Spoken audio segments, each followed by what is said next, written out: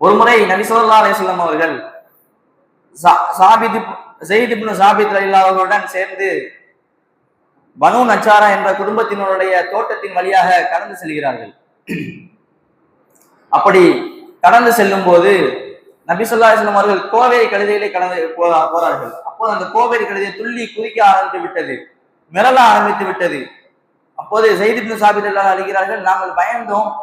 எந்த அளவுக்கு என்று சொன்னால், நபிகள் நாயகம் ஸல்லல்லாஹு அலைஹி வஸல்லம் அவர்களை அந்த கோவேரி கழுதை கீழே தள்ளிவிட்டு விடுமோ என்று பயப்படுகின்ற அளவிற்கு அந்த கழுதை துள்ளி கொண்டும் மிரண்டு பிடித்துக் கொண்டும் செய்து கொண்டிருந்தது என்பதாக கூறினார்கள்.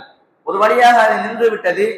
நின்றவுடன் நபி ஸல்லல்லாஹு அலைஹி வஸல்லம் அவர்கள் அந்த கோவேரி கழுதையிலிருந்து இறங்கி எங்களிடத்திலே கேட்டார்கள், இங்கு யாராவது அடக்கம் செய்யப்பட்டிருக்கிறார்களா என்று கேட்டார்கள். அதுக்கு ஆம், இங்கு அடக்கம் செய்யப்பட்டிருக்கிறார்கள் அப்படின்னு சொன்ன அவங்க எப்போது எந்த நிலைமையிலே அடக்கம் செய்தார்கள் என்பதாக கேட்டார்கள் நபி ஸல்லல்லாஹு அலைஹி வஸல்லம் அவர்கள். அதற்கு அவர்கள் சொன்னார்கள், அவர்கள் கொஞ்ச நாளுக்கு முன்னாடி தான் இறந்தாங்க. எந்த நிலையிலன்னு சொன்னா, அவர்களிடத்துல இஸ்லாம் இந்த மார்க்கம் அவர்களிடத்துல போய் சேரவே இல்லை, இணை வைப்பிலே அவர்கள் மரணித்து விட்டார்கள் என்பதாக கண்மணி நாயகம் ஸல்லல்லாஹு அலைஹி வஸல்லம் இடத்திலே சொன்னார்கள். அப்போது இந்த செய்தியை நபி ஸல்லல்லாஹு அலைஹி வஸல்லம் அவர்கள் சொன்னார்கள், இன்ன ஹாதிஹில் உம்மத துபதலா ஃபீ கப்ரிஹா, என்னுடைய சமூகத்தில் அல்லாஹ் சிலர்களை சோதிப்பான். என்னுடைய சமூகத்திலே சிலர்கள் பாவம் செய்தவர்களை அல்லாஹ் தஆலா அவர்கள் செய்த தவறினால், அவர்கள் செய்த தவறுக்காக வேண்டி அல்லாஹ் தஆலா சோதிப்பான்.